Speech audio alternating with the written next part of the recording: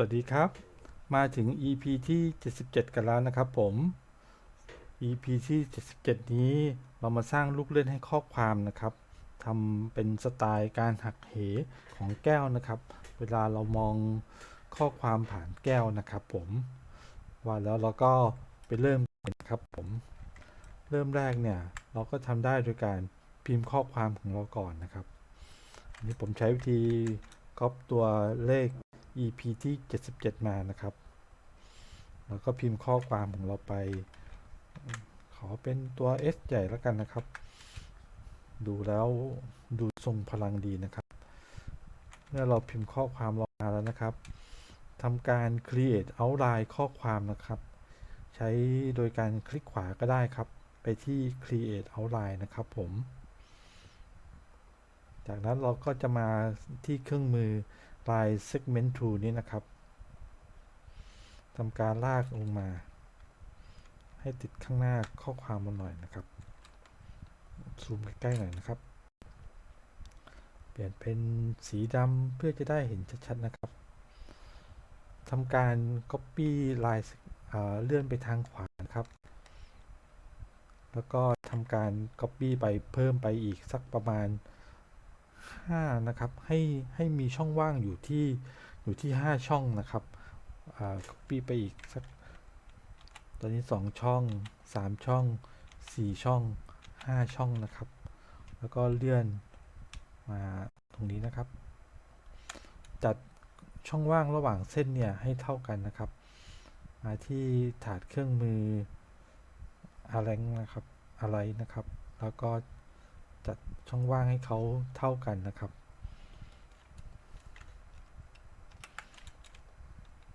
ลากคุมทั้งหมดอีกครั้งหนึ่งกดปุ่ม alternate ค้างไว้นะครับแล้วก็เลื่อนลงมาเพื่อทำการ copy ตัวข้อความของเราอีกครั้งหนึ่งจากนั้นเลือกเฉพาะเส้นนะครับเลื่อนไปทางขวามือนะครับให้เขาอยู่กึ่งกลางระหว่าง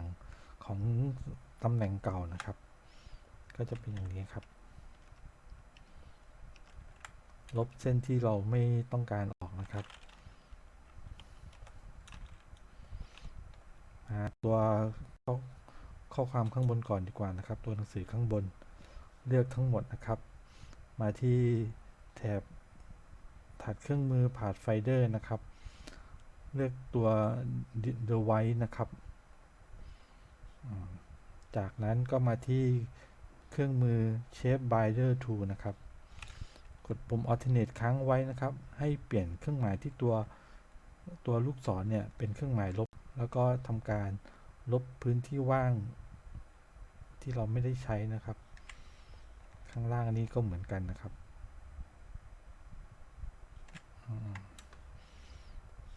จากนั้นคลิกขวานะครับแล้วเลือก Ungroup นะครับผมแล้วจากนั้นก็เลือกเฉพาะที่อยู่ในลายเดียวกันนี้นะครับแล้วก็คลิกขวาเลือกกรุ๊ป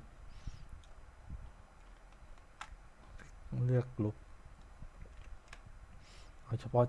ที่อยู่ในลายเดียวกันเนี่ยนะครับ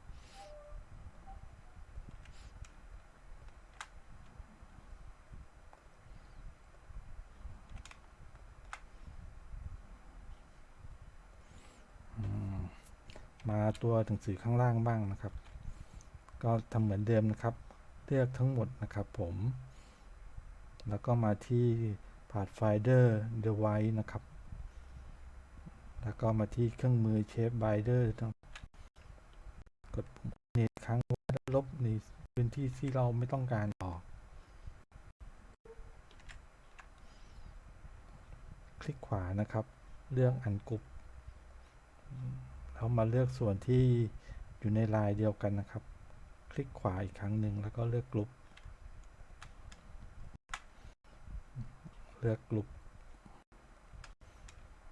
ทำแบบนี้ไปจนครบนั่นแหละครับ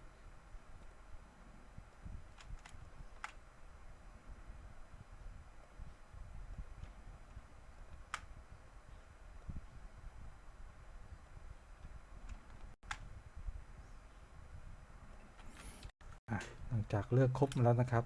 เราจะมาตัวที่ตัวหนังสือข้างบนนะครับเลือกตัวกลางสุดนะครับตัวที่3มาที่ถาดเครื่องมือ transform นี้นะครับทำการ copy ความกว้างของเขาเนี่ยครับ 25.18 นี้นะครับ copy นะครับจากนั้นก็เลือกทั้งหมดนะครับมาที่ align นะครับมาที่ align to ตรงนี้นะครับเลือกเป็น align to key object นะครับแล้วเลือกตัวกลางนี้นะครับวางตัวที่เรา copy วางไว้เมื่อกี้นะครับความกว้าง 25.18 แล้วกดปุ่มตรงนี้ครับเขาก็จะสร้างสเปซช่องว่างที่เท่ากับ 25.18 ขึ้นมานะครับข้างล่างก็เหมือนกันครับเราก็เลือกทั้งหมดนี้นะครับเลือกตัวนี้แล้วกันนะครับมาที่ align to ก่อน align to object เลือกตัวนี้นะครับความกว้างก็ 25.18 แล้วก็กดปุ่มตรงนี้ครับจากนั้นเราก็จะเลื่อนตัวด้านล่างเลยนะครับขึ้นไปด้านบนครับให้เขาซ้อนไปอย่างสวยงามเราดูความสวยงามครับอย่างนี้ครับ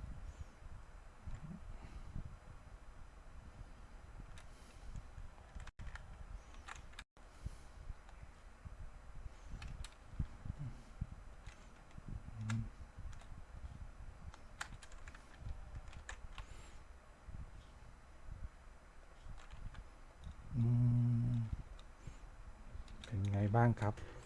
อันนี้ตัวหนังสือข้อความของเราสไตล์การหักเหของแก้วนี้ก็เรียบร้อยแล้วนะครับเราอาจจะสร้างลูกเล่นให้แก้วแบบบิดเบี้ยวกันนี้หน่อยก็ไม่ต้องเลื่อนให้เขาตรงกันครับเรียบร้อยครับเป็นไงบ้างครับผมสำหรับ EP นี้ไม่ยากเลยใช่ไหมครับลองกลับไปทำดูนะครับผมแล้วก็ส่งมาอวดกันบ้างก็ดีเหมือนกันนะครับสำหรับ EP หน้านั้นจะเป็นเรื่องอะไรนั้นฝากกดติดตามด้วยแล้วกันนะครับสำหรับ EP นี้ฝากกดไลค์กดแชร์กด Subscribe ด้วยแล้วกันนะครับผมสำหรับ EP นี้สวัสดีครับ